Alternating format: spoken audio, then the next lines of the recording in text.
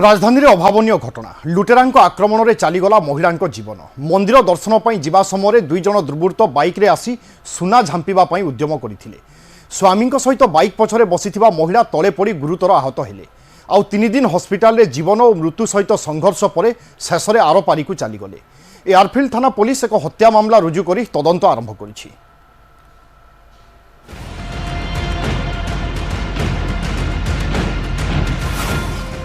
राजधानी रे अभावन घटना लुटेरा आक्रमण में महिला मृत्यु सुना झांपा उद्यम करुथिले लुटेरा गुरुतर आहत महिला चलीगला जीवन।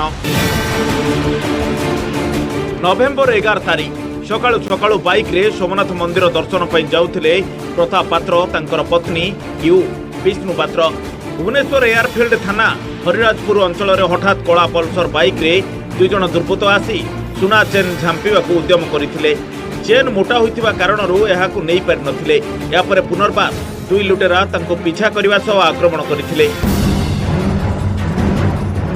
महिला जनक चलंता बाइक रु तलक पड़ जाई गुरुतर आहत होइतिले प्रथमे कैपिटल हॉस्पिटल एवं पर हाईटेक हॉस्पिटल रे भर्ती करा जायतिला तेबे सेठारे चिकित्साधीन अवस्था रे तांकर मृत्यु होईछि। भुवनेश्वर स्मार्ट सिटी जदि एमिति हेई सारुछि तो पुलिस प्रशासन कौन कर जानी पारुनी तो भाई मु बस पुलिस प्रशासन को एति रिक्वेस्ट करुच्ची आम आंटी को जहाँ भी होती कठिन रु कठिन दंड दि जाऊ। चेन नहीं गले जो माड़ मारी से चेन नहीं गई से कानगिरी जो ढोकिना बहुत जोर जाबड़ा देती से मुस्त्री आगुआ पड़गला तापर संध्या कुछ शुणिला आसु डेथ होती। मृत महिला स्वामी एतला पर एयरफिल्ड थाना पुलिस एक हत्या मामला रुजु करिछि एने एक स्वतंत्र टीम गठन करा जायछि।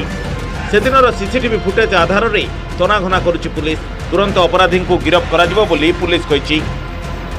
काली एठी एतला दवा पर एथरे गोटे 340 नंबर केस मकदमा रुजु होइछि एवं एथरे गोटे स्पेशल टीम गठन करा होइछि सीपी डीसीपी निर्देश मते एवं से स्पेशल टीम अनुसार आमर से आसामी को तुरंत खोजी बाहर करने प्रयास जारी है।